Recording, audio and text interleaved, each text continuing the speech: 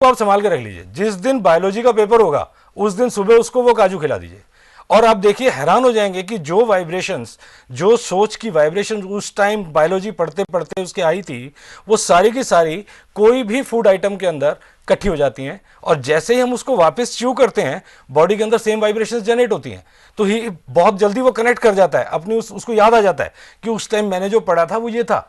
This is strange. Generally क्या होता है, लोग ऐसा कुछ ना करके याद कर लेते हैं, पहले बायोलॉजी कर ली, अगले दिन फिजिक्स कर लिया, उसके अगले दिन मैथ्स कर लिया, फिर बायोलॉजी थोड़ी सी भूल गए, फिर बायोलॉजी रिवाइज कर ली, एट लास्ट स्टेज में जब एग्जाम में गए वहां कंफ्यूजन हो गई कि क्या करना है। तो जैसे ही आप ये फूड हैबिट्स उसकी अगर देख लेते हैं और याद कर लेते हैं कि आज उसने फिजिक्स पढ़नी है उसके आगे बिस्कुट रख देते हैं, आज उसने बायोलॉजी पढ़नी है उसके आगे काजू रख देते हैं, आज उसने कुछ और पढ़ना है आज कुरकुरे रख देते हैं, जिस चीज का टॉपिक का उसका एग्जाम होगा वही वाली आइटम उसको उस दिन दे दीजिए, आप देखिए कितने कॉन्फिडेंस से और कितना बढ़िया एग्जाम वो दे के आता है। वैसे ये जो तरीका बताया पल्लव जी ने, ये जाहिर सी बात है बहुत ही इंटरेस्टिंग तरीका है, और ना सिर्फ बच्चे के लिए इंटरेस्टिंग है क्योंकि उसको कुछ मंच करने को भी मिल रहा है और साथ में पढ़ने को भी मिल रहा है, और पेरेंट्स के लिए भी एक पॉइंट है कि भाई उसी चीज को सामने रख दिया और फिर पेपर बहुत अच्छा हुआ। हमारे साथ इस समय जयपुर से कॉलर हैं पल्लव जी, हमें कॉल कर रहे हैं गोपाल जयपुर से। बहुत बहुत स्वागत है आपका जी जागरण में, सवाल पूछेगा। हेलो। हाँ जी नमस्कार। नमस्कार जी, सवाल पूछे। हाँ जी, ये पूछना है जी, मेरी बिटिया सीए कर रही है और बेटा 10th का एग्जाम दे रहा है। तो बिटिया जो है 90% प्लस की स्टूडेंट है, तो उसको जो है कैसे और इम्प्रूव किया जाए that she stands in merit in the CA. हाँ, अभी मैंने बहुत आपको बताया था कि सीए अगर वो कर रही हैं तो उनको आप ईस्ट की फेसिंग करके बिठाइए सो दैट उनकी कंसंट्रेशन इंप्रूव करे, और सामने सिर्फ एक फोटो या कोई अगर पेंटिंग आपको मिल सके सूर्य भगवान की, वो आगे ईस्ट वाली फेस पे उनके सामने रखिए। और सेकंड, आप सिर्फ कोई भी चीज़ उनको च्यू करने के लिए दीजिए जिसको वो पसंद करती हैं, और देखिए उनकी कंसंट्रेशन बहुत ज़्यादा इंप्रूव कर जाएगी।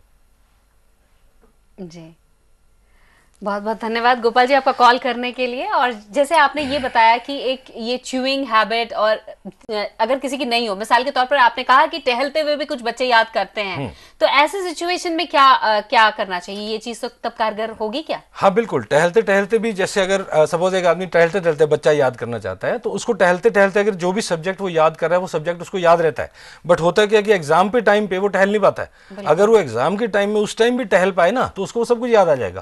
बट हमें इसी के अंदर ही हैबिट को चेंज करना है कि उसके लिए क्या चीज उसको पसंद है जो वो बैठे बैठे कर सकता है। कई बार होता है डूडलिंग, जिसको हम बोलते हैं कि एक पेन वो चलाता रहेगा साथ याद करता रहेगा, कुछ XYZ लिखता रहेगा साथ साथ याद करता रहेगा।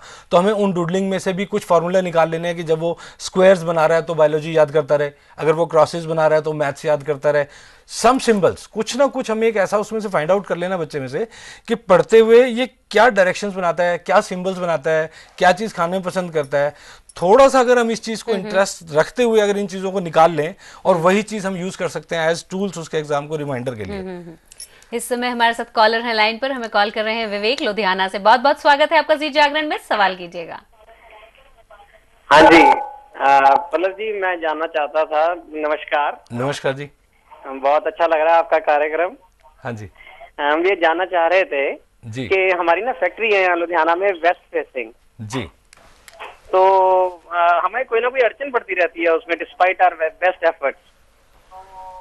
Despite our best efforts. हाँ जी, अड़चन पड़ती रहती है। तो ये एग्जैक्टली वेस्ट फेसिंग है? मतलब थोड़ा डायगनली है जी, मतलब